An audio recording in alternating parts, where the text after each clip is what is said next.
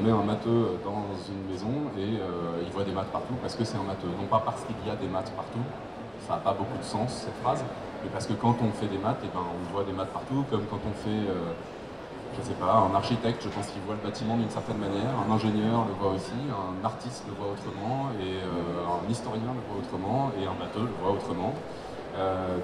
Voilà, l'idée c'est juste ça, c'est de dire, en tant que matheux, quand je regarde le monde autour de moi, j'arrête pas de voir des maths. Par exemple, dans une salle de bain, là où tout le monde voit un carrelage, et la plupart du temps un carrelage fait avec des carrés, ce qui est quand même très triste. Il y a heureusement des carrelages un peu plus originaux.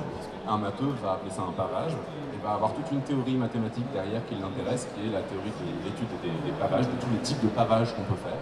Un pavage, c'est globalement la même chose qu'un carrelage. Et donc d'essayer de chercher la diversité. Par exemple, il y a avec des carrés, mais il y a aussi avec des hexagones, dans les carrelages qu'on connaît. Mais on peut très bien décider de, au lieu de prendre un compas, une règle, de prendre une feuille et de se donner le droit de la plier.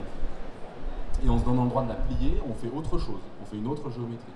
Par exemple, on peut aussi construire un triangle équilatéral, on peut aussi construire un carré, mais on ne va pas utiliser la règle des compas, donc il faut trouver comment on fait. Et il y a des choses qu'on peut faire avec une règle et un compas qu'on ne peut pas faire en origami, et vice-versa. Et plutôt le contraire d'ailleurs, on fait plutôt plus de choses en origami qu'avec un compas et une règle. Avec de l'origami, en à peu près 30 secondes, je vous fais un pentagone régulier.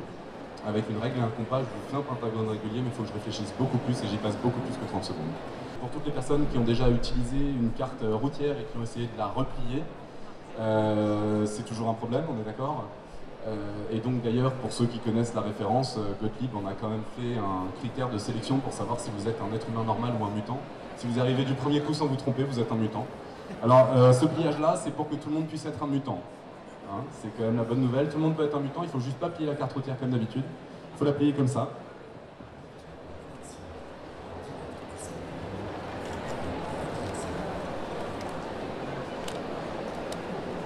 D'un mouvement pour déplier et d'un mouvement pour replier.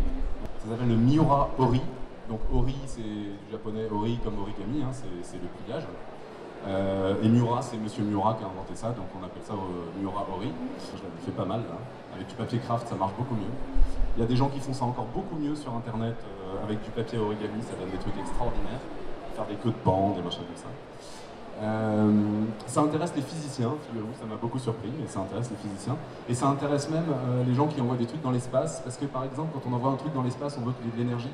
Donc on veut qu'il ait un panneau solaire, mais on ne va pas envoyer un panneau solaire déjà déplié dans l'espace, parce qu'il va cramer en passant l'atmosphère, il faut qu'il soit bien plié au moment où il passe l'atmosphère. En revanche, après, il faut le déplier. Ouais. Plier un panneau solaire comme une carte routière et essayer de le déplier une fois qu'il est là-haut, sans que ça se coince et avec le moins de mouvement possible. Eh ben, c'est compliqué. Pliez-le comme ça, et ça se passera beaucoup mieux. Donc les Japonais ont envoyé un panneau solaire plié comme ça dans l'espace. C'est vrai.